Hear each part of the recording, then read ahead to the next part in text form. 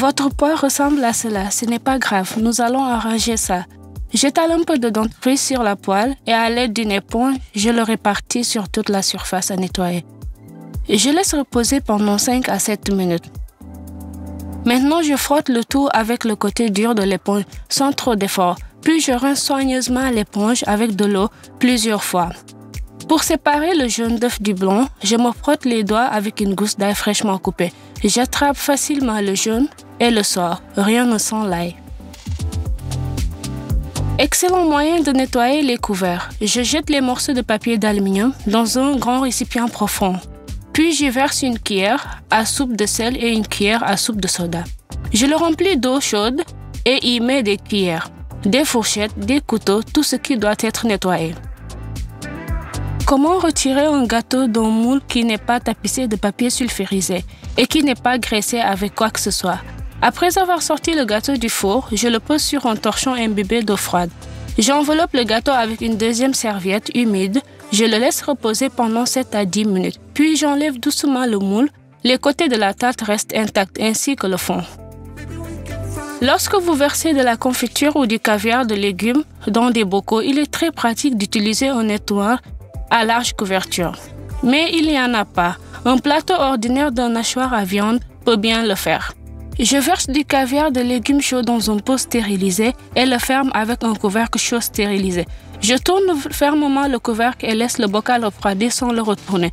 Souvent, ces couvercles ont un bouton de test au milieu. Si vous appuyez dessus, vous entendrez un clic. À l'intérieur de chaque couvercle, il y a un anneau qui se dilate lorsqu'il est chaud et offre un ajustement parfait au bocal. Pendant que les bocaux sont chauds, le bouton de test s'enclenche. Mais dès qu'ils sont complètement refroidis, un vide se forme à l'intérieur. Le couvercle sera aspiré et il n'y aura pas de clic. Le bocal est donc fermé correctement. Vous avez du mal à ouvrir le paquet de friandises, même avec des couvercles spéciaux. Moi, je prends 2 pièces, j'en place un en haut, l'autre en bas. J'appuie sur le haut avec mes doigts, tire le bas vers le haut. L'emballage s'ouvrira facilement. Saviez-vous que les serviettes en papier de cuisine peuvent être utilisées comme filtre? Ainsi, les feuilles de thé ne pénètrent pas dans la tasse de thé. Vous pouvez également filtrer le café fraîchement infusé de la même manière. Pour que la saucisse reste fraîche longtemps et ne s'enroule pas, je mets une tranche de carotte d'environ le même diamètre et je la fixe avec des cure-dents. Pour nettoyer la suie des plaques de grille, je prends une serviette en papier. Je l'humidifie bien avec du vinaigre de table et je laisse le grille fermé pendant environ 10 minutes. Après cela, j'essuie facilement le grille en haut et en bas avec la même serviette. L'absence de vacuum n'est pas du tout un problème. Je mets les produits dans un sachet zip et plonge doucement le sachet dans un grand récipient avec de l'eau froide. L'air sort progressivement. Maintenant, je ferme le sac et le sors de l'eau. Tout est prêt. Tu as réussi à acheter du bon caviar rouge, mais tu ne sais pas comment le conserver longtemps. Il y a une solution à ce problème. Je mets le caviar dans des petits contenants bien fermés. Pour plus de fiabilité, je scelle également avec du ruban adhésif. Et je le mets au congélateur. Maintenant, si besoin, je vais prendre un bocal, le décongeler du réfrigérateur et servir.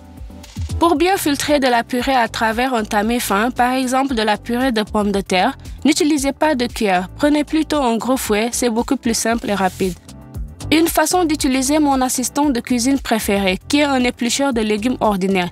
Il peut également être utilisé pour séparer le blanc du jaune d'œuf. Nous commençons à préparer les vacances. Une idée de repas intéressant. J'enduis soigneusement une feuille de papier de riz de sauce soja, diluée en 2 avec de l'eau. Je retourne un petit récipient de taille appropriée sur une plaque à pâtisserie. Je couvre d'une feuille de papier sulfurisé et place le papier de riz préparé dessus. Vous pouvez aussi simplement graisser une feuille de riz avec de l'eau et saupoudrer d'épices. Par exemple, du paprika fumé, de l'ail séché et du basilic. Les manipulations sont exactement les mêmes. Je mets la plaque à pâtisserie au four préchauffé à 180 degrés pendant 5 à 6 minutes. Pendant ce temps, la feuille de riz va sécher en conservant sa forme et vous obtenez des assiettes comestibles. Presque toutes les salades auront l'air original dans de telles assiettes et vous pouvez également servir des desserts et des fruits dans ces assiettes préparées sans épices. Lorsque vous avez besoin de jus de citron fraîchement pressé, mais qu'il n'y a pas de tranche de citron, des bâtonnets de sushi vous aideront. La moutarde ordinaire aidera à éliminer l'odeur désagréable des plats, en particulier les bocaux après conservation. Je verse de la moutarde sèche, puis de l'eau chaude. Je ferme le bocal avec un couvercle, le secoue légèrement, ensuite il ne reste plus qu'à bien le laver. Une autre idée de décoration des plats pour la table de fête. Désormais, plus besoin d'acheter des tartelettes. Je prends du pain de pita fin et le coupe en petits rectangles. De chaque rectangle, je tourne le sac. Je fixe le bord avec un cure-dent. J'étale tous les sacs sur une plaque à pâtisserie et les sèche dans un four préchauffé à 180 degrés pendant littéralement 2-3 minutes. Je sors les cure-dents, remplis les sacs de fromage blanc et de caviar. Les salades peuvent être servies de la même manière, dans de plus grandes portions. C'est d'une telle beauté.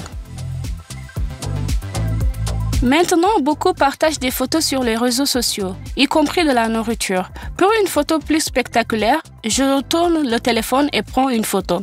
Pour m'assurer que ma chicorée ne contient que de la chicorée et pas de céréales, j'en dissous une très petite quantité dans de l'eau tiède et je fais couler 2-3 gouttes d'iode. Si la couleur n'a pas changé, la chicorée n'est pas mauvaise. Dans la chicorée où il y a des céréales, les taches violettes apparaîtront lorsque l'iode y pénètre.